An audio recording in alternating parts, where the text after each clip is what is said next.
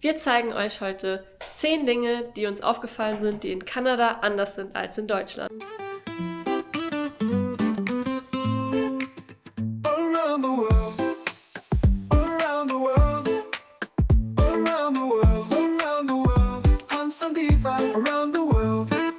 Wir haben jetzt schon ungefähr seit 2 Wochen kein Video mehr hochgeladen. Das lag daran, dass wir während der Arbeit nicht so viel Zeit und auch ehrlich gesagt nicht so viel Lust hatten, neue Videos zu machen, weil wir irgendwie das Gefühl hatten, dass wir immer nur dasselbe gemacht haben.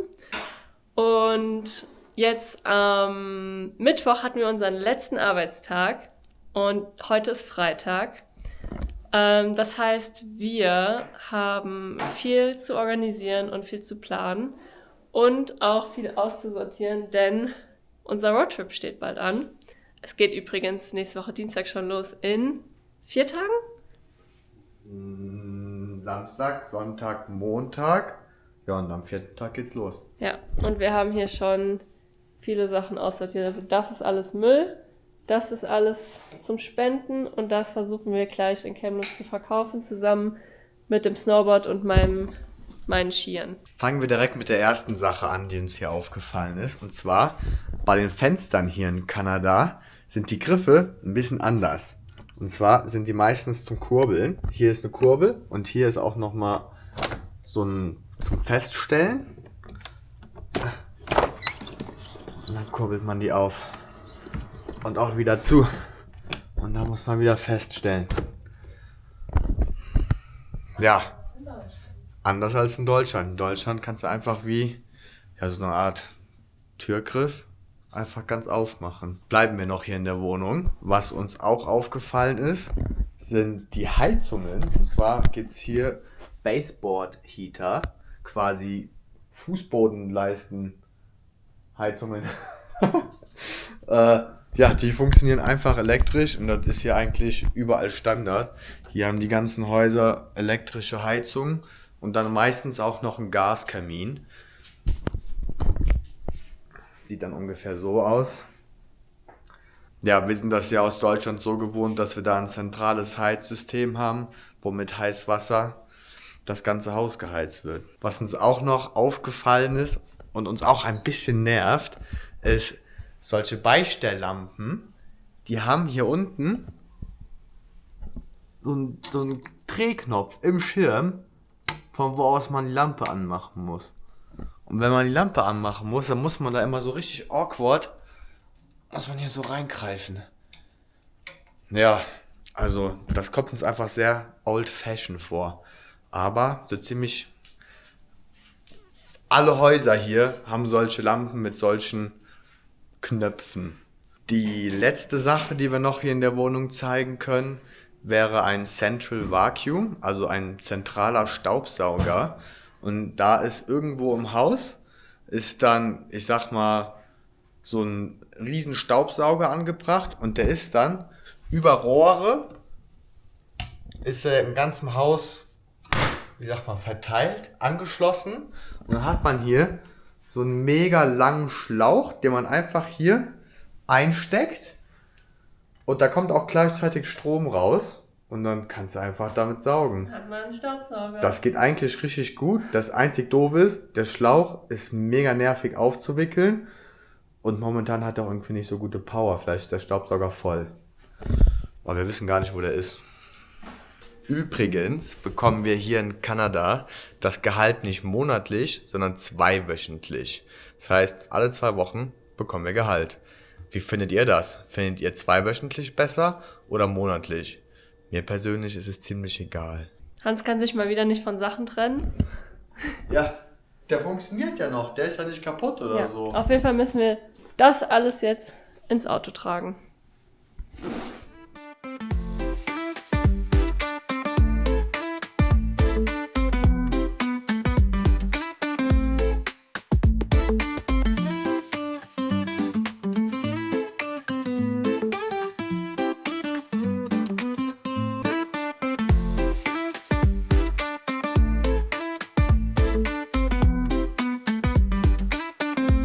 Wenn wir schon hier beim Auto sind, kann ich direkt die nächste Sache zeigen. Und zwar kann man die Autos hier anstecken. Hat man hier so einen Stecker mit einem Verlängerungskabel einfach hier im Haus eingesteckt. Und einfach um den Motorblock zu wärmen, damit das Öl nicht einfriert. Hier wird es so kalt im Winter, dass das scheinbar normal ist, dass die Leute ihr Auto anstecken. Hier wird es bis zu, ich weiß nicht, minus 20, minus 30 kann es hier schon mal werden. Boah, wir hatten einen recht milden Winter und wir haben es nur ein paar Mal gemacht. Habt ihr sowas schon mal in Deutschland gesehen? So, wir sind jetzt in Kamloops angekommen und werden versuchen, unsere Skier, das Snowboard und ein bisschen Wintergear zu verkaufen. Was denkst du, wie viel bekommen wir zurück? Ich sag für alles zusammen maximal 200. Okay, Was sagst du? ich glaube, ich sag 100, damit ich am Ende nicht enttäuscht bin und dann schauen wir mal. Ich gar nicht gedacht. So, wir haben für die Ski, für die Skischuhe und für das Snowboard und für einen Helm jetzt $230 bekommen. Mehr als gedacht. Ja, gut, ne? Ja, also wir hätten auch einen Gutschein bekommen können für den Shop halt, um dann nächstes Jahr wieder Skisachen zu kaufen für $330. Aber da wir ja nicht mehr hier sind, haben wir uns dann für die $230 Cash entschieden und ja. Wir hätten uns auch für $330 Frisbees kaufen können. Ja, genau. Du musst nach nur. Ich weiß. rechts. Ich muss aber trotzdem gucken, ob jemand kommt oder nicht. Jetzt fahren wir zu Value Village und spenden den ganzen Rest. Das ist ganz schön viel.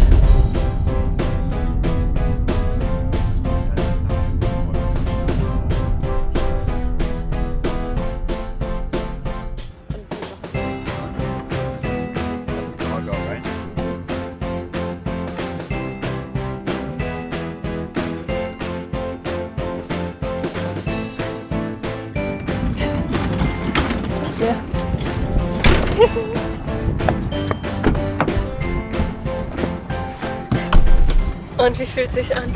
Ja, also diesen süßen kleinen Hai da wegzugeben oder was das war nicht einfach. Das war ganz schön viel. Okay, was steht noch auf unserer Liste? Autoversicherung. Oh nee, und einkaufen. Ja, wir fahren jetzt zu Canadian Superstore, würde ich sagen. Okay, wir sind jetzt gerade noch ein paar Kleinigkeiten am Einkaufen. Wir brauchen ja nicht mehr viel, weil es ja am Dienstag schon losgeht.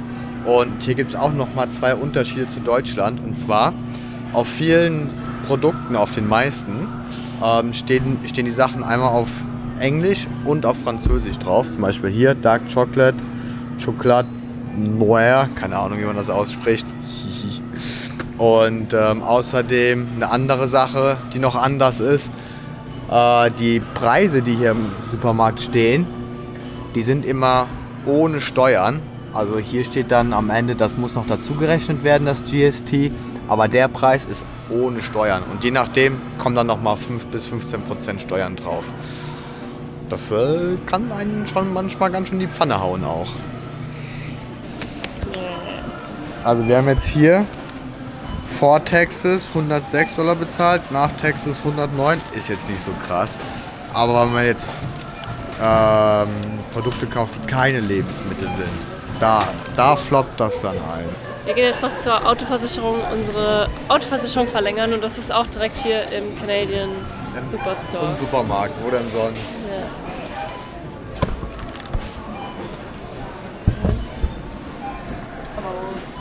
Also, unsere Autoversicherung haben wir jetzt erfolgreich verlängert. Wir haben auch noch sichergestellt, dass sie in den USA auf jeden Fall gültig ist. Da mussten wir gar nichts ändern. Ja, wir haben noch 2 weitere Dinge, die hier in Australien Wir sind nicht in Australien, Babe. Wir sind in Kanada. Die hier in Kanada anders sind. Einmal, es gibt kein rechts vor links. In der Regel ist es so, dass dann da alle ein Stoppschild haben. Also das gibt es dann für eine Dreifachkreuzung oder Vierfachkreuzung. Und dann darf immer der fahren, der zuerst gekommen ist. In der Regel klappt das ganz gut, kann aber auch manchmal unübersichtlich werden. Wie heißt das nochmal? Four-Way-Stop. Ah, stimmt, ja. Was war noch? Und zwar bei Ampeln, bei einer roten Ampel darf man immer rechts abbiegen, wenn frei ist.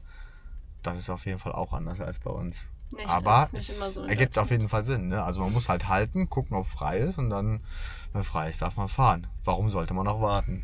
Ja. Ich finde es gut. Ja, das waren auf jeden Fall unsere 10 Dinge, die hier anders sind. Schreibt doch mal in die Kommentare, ob euch noch was anderes einfällt, falls ihr schon mal in Kanada wart. und ja, wie er das denn alles so findet. Also, was findest du am verrücktesten oder was stört dich am meisten? Das ist eine gute Frage. Warte, lass mich kurz Also, überlegen. ich kann ja schon mal sagen, was mich am meisten nervt, das sind die Schalter an den Lampen. Das ist immer so ein Gefrickel. Nee, das nervt mich.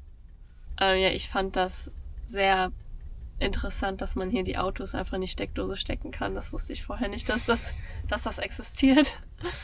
Ja. Ja, das war cool. Wir haben das ein paar Mal genutzt und da war auch dann, wenn abends Schnee auf der Motorhaube war oder die Scheibe zu war und wir das dann über Nacht eingesteckt haben, dann ist der runtergeschmolzen. Es war nicht warm im Auto, aber es war halt gerade warm genug, dass es halt nicht drauf liegen geblieben ist. Ja. Und Aber in Deutschland braucht man das ja nicht, weil ja, es in Deutschland nicht so kalt wird im Winter. das lohnt sich nicht.